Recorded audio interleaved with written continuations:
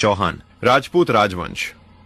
चौहानों का गोत्र वत्स ऋषि के नाम पर वत्स गोत्र माना जाता है। चौहानों में इष्ट अचलेश्वर महादेव को पूजा जाता है। चौहान राजपूतों का ध्वज पीला होता है। चौहान वंश में कुल देवी आशापुरा माता पूजी जाती हैं। चौहान राजपूत राजवंश, जिसे आबू पर्वत पर किए गए अग्नि यज्ञ के पश्चात अग्नि वंश से माना जाता है, जिसका एकमात्र स्रोत पृथ्वीराज रासो हैं। पुरातन साक्ष्यों, शिलालेखों के अनुसार चौहान अथवा चाहमान राजपूत सूर्यवंशी क्षत्रिय उल्लेखित हैं। इतिहासकार गौरीशंकर हीराचंद ओझा के अनुसार चौहान सूर्यवंशी राजपूत हैं, जो कि अग्नि यज्ञ के समय रक्षक के रूप में नियुक्त हुए थे। पृथ्वीराज विजय महाकाव्य में चौहानों को जगह जगह पर सूर्यवंशी लिखा गया है।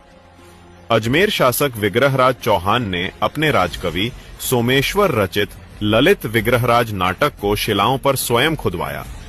उसमें भी चौहानों को सूर्यवंशी लिखा है। ग्वालियर के तमरों के दरबारी विद्वान नयन चंद्र सूरी ने अपनी रचना हमीर महाकाव्य में भी चौहानों को सूर्यवंशी लिखा है। चौहानों की कई पीढ़ियों बाद राजा अजयपाल चौहान हुए, जिन्होंने आबू छोड़कर अजमेर बसाया। इसी वंश में एक प्रतापी सम्राट हुए, जिन्हें दुनिया राजपूत सम्राट पृथ्वीराज चौहान के नाम से जानती है। इन्होंने मोहम्मद गौरी को 16 बार युद्ध में हराया। धोखे से गौरी ने पृथ्वीराज चौहान को बंदी बना लिया, तो इन्होंने आंखों पर पट्टी बंधे हुए भी शब्द भेदी बाण चलाकर गौरी को मार गिराया। उसके बाद हाड़ौती के चौहान हाड़ा कहलाए, सिरोही के चौहान देवड़ा कहलाए, जालौर के चौहान सोनगरा कहलाए, जायल से चौहान खींची कहलाए।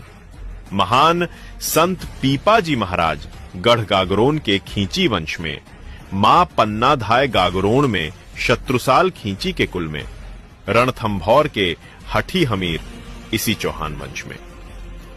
फिरोजा तुगलकन का प्यार ठुकराने वाले वीरम देव सोनगरा भी इसी कुल में जन्मे हैं। संत पीपाजी महाराज के धर्मोपदेश से प्रभावित होकर रणमल सोनगरा चौहान, जयदास खींची, दुल्हे सिंह राव देवड़ा उनके अनुयायी बन गए। ये था चौहान वंश का इतिहास।